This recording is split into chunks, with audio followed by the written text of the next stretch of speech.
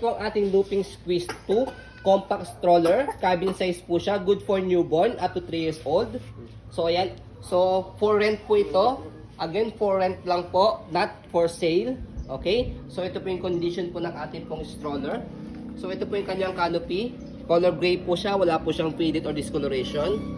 Ayan, so sa kanya pong seating pad, ayan, so ganyan po siya kapag nakaupo. Okay, kapag nakahiga, sa likod ina-adjust, papakita po namin sa inyo later. So, ganyan po siya kapag nakahiga. And then yung kanyang leg rest, na-adjust po siya kapag naman po nakaupo. So, ayan. Sa kanyang belt lock, ayan, wala po siyang putol. Press lang po natin. Okay. Ayan, wala siyang putol. Okay, ganun din po sa kabilang side. Ayan. Okay. And then, regarding naman po sa kanyang footrest, dito po. Tapakan po ng paa. So yung gulong niya, ayan, hindi siya pudpod. Okay, easy to maneuver, nag-swivel. Kung gusto niyo po siyang one way lang, sa likod meron po siyang binababa. Ayan, ang purpose po niya pag i-heli si baby, hindi siya nag-rotate. Okay, angat nyo lang po ulit. So yan po yung details po ng kanyang body frame. Okay. So sa likod, yan po yung kanyang gulong. Okay, stopper, naka-color green, naka-go. Naka-color red, naka-stop. Okay? So next, yung kanyang basket, ayan. Malaki rin po yung basket niya. Hanggang, I think mga 15 kg lang po ito. Or much better, hanggang 10 kg lang po. Para hindi po siya mag-overload, hindi po siya masira. Okay, sa likod, dito po siya ina-adjust. Pe-press nyo po ito pag gusto nyo po siyang semi-recline dito sa kalahati. Fully recline, nakaiga dito po sa gad po siya. Press and then pull down. Yan. Okay. So next, kapag naman po iuupo, atake nyo lang po itong dalawa.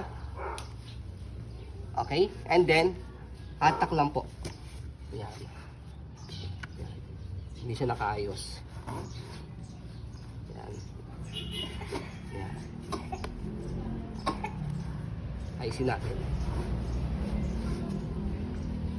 Okay. So yan. Yan, atake natin. So next, sa kanya pong body frame sa kabilang side, dyan po yung details po niya sa left side. Okay. So next, sa kanya pong front handle. Handle. I mean sa handle niya, yan po. Yan, okay. So, at least para aware po kayo sa kabilang side, hindi siya putol. Sa kabilang side, putol siya. Okay, para at least alam nyo po yung details po niya. Okay. So next, sa kanya front handle, press nyo po itong button na to, color gray. Yan, para maghiwalay po siya pag ilalagay po ninyo si baby. Ayan. Okay, so next. Ayan. So kapag naman po i-fold po ninyo, slide, press, para lumubog po ito. Kasi pag hindi nyo ni-slide yan, nakalock. Okay, slide, press. Okay, make it sure na naka-fold yung canopy, nakaupo, and then yung kanyang leg rest po, hindi po siya naka-adjust. Okay? Para kapag pinold po ninyo is compact po siya. Slide, press, pull down. Ayan. And then, fold nyo po siyang pa-compact. Okay? Automatic mag-lock po yan dito. So, pwede siyang hand carry. Pwede po siyang luggage type. Okay? Hatakin nyo lang po ito. Ayan. Okay? So, ayan. So, maganda po ito. Pag magka-travel po kayo, mag-Hong Kong, Disneyland, yan. So, pwede nyo po yung i-rent sa amin. Kapag i-open naman po siya, tanggalin nyo lang po ito, angat nyo lang po itong lock niya sa gilid, and then buka lang po. Yan. Much better kung aalalayan po ninyo sa pag-fold. Hawak dito, and then compress, para hindi po siya magasgasan.